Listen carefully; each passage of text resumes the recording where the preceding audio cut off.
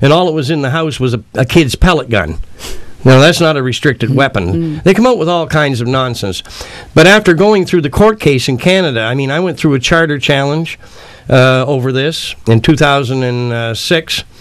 And under the Charter of Rights in Canada, you have the right to life. But you don't have the right to use man's oldest known and safest medication to preserve your life. This is the way they do it. So the Charter Challenge was a total fraud. It wasn't even worth doing. So then I went into the real court system, into the Supreme Court of Nova Scotia, and I had a jury.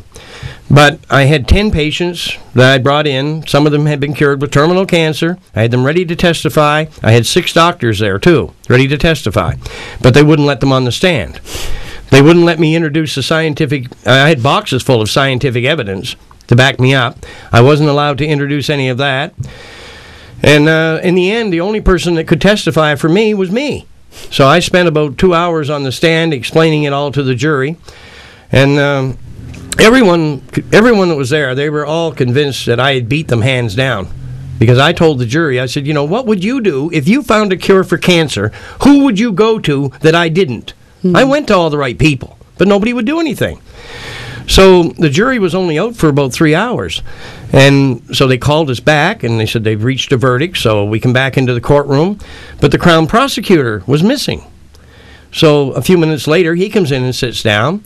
And then the jury came in, and they were acting very strange. And then the foreman of the jury stood up, and every charge, guilty, guilty, guilty. I couldn't believe what I was hearing. And I knew something had happened, but I didn't understand just what. But then the next day, a lady that was in the audience, she told me she had seen the Crown prosecutor leaving the jury room about 3 minutes before they came in with my verdict. The Crown prosecutor had gone into the jury room and tampered with the jury to make sure that I was found guilty. Now, believe me, after going through all of that, I didn't think much of Canada or their legal system or any other thing in Canada. I mean, it's disgusting what's going on there. But, when my sentencing came up, it was so strange because when at the sentencing, there was quite a crowd of people there that came to the sentencing. And the first thing the judge said, he said, in my 34 years in the legal system, he said, I've never seen a case like this. He said, there was no criminal intent. And then even though they wouldn't let me introduce the scientific evidence, he came right out and said it. He said, the scientific evidence does exist to back up everything he's saying. Plus, he has all these people that he's treated, and they're saying the same thing. I was facing 12 years in jail. They gave me a $2,000 fine, and I wasn't even put on probation.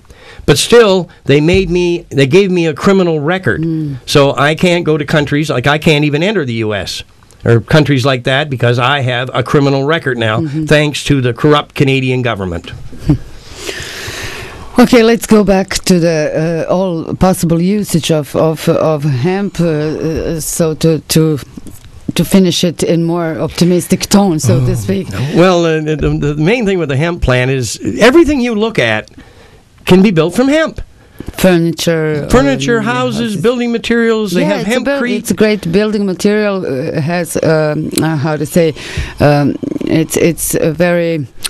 It's good isolator, and it's also.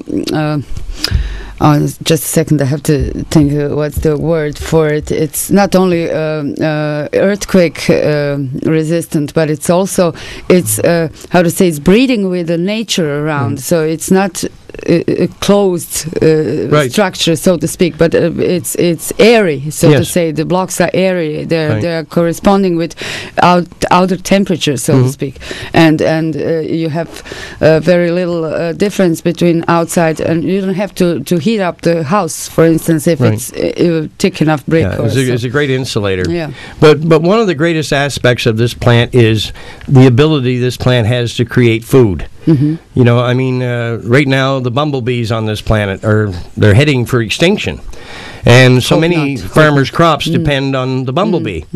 But the beauty of hemp is you don't need the bumblebee.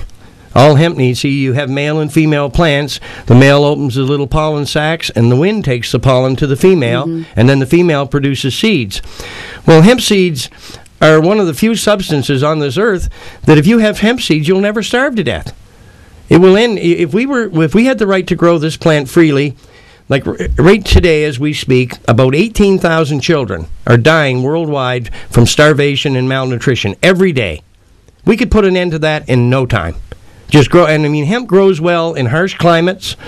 So why aren't we doing it? Why are we letting these children suffer and die for no reason? Yeah, that's a plant that you can grow almost everywhere. It's как се каже коров? Yeah, okay. It's you can also we have to mention that it's healing the soil when the soil is very yes. Well, so many countries today, like Madagascar, Borneo, they've deforested the countries, and when they did that, then the soil just started to run away. Mm-hmm. There's nothing to hold the soil in place, but hemp puts in very deep roots. So if you grew the hemp plant, you could stop all of this erosion. And it also detoxifies the soil. So countries like, right there in Chernobyl. I mean, Chernobyl should be surrounded by hemp because it could take the radiation, it could detoxify the soil. And again, like I said, if people were using the hemp oil, then radiation doesn't present such a danger.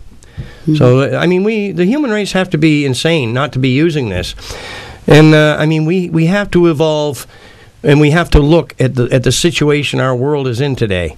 You know, like I said, we are poisoning this planet, and hemp is literally the ultimate answer to man's future. And the longer we deny it, the more we're going to suffer. Yeah, the problem is always, as we said a few times during this conversation, is profit, and it's not, how to say, it's not care for the people, it's care for the money. And until that gets away, I think it will still be legalized and so on. We'll see. Well, it's total insanity today when you think of it. When you look at when you have cancer. Okay, the simple truth is, if you're diagnosed with a serious cancer today, in 5 years you've got a 97% chance of being dead. There's no success rate. The doctors aren't healing anyone. And when you look at treatments like chemotherapy and radiation, they're both carcinogenic, which means they cause cancer. So they're using a treatment that causes cancer to treat it. Now that's total insanity. And then they turn around, and the first thing when you take chemo or radiation, it kills your immune system. So, I mean, when you have a serious disease like cancer, you want your immune system working overtime. You don't want to kill it. Yeah.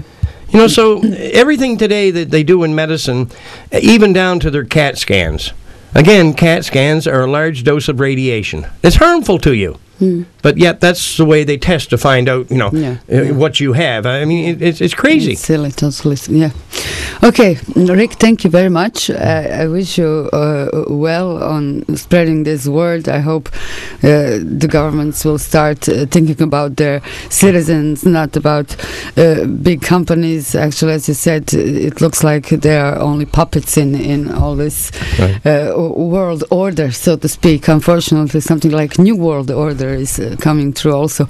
We'll see what happened, and till now, if some total disaster happens, we will be probably able to grow plants. We have an answer. Yes, we have an answer, so I hope a lot of people hear that.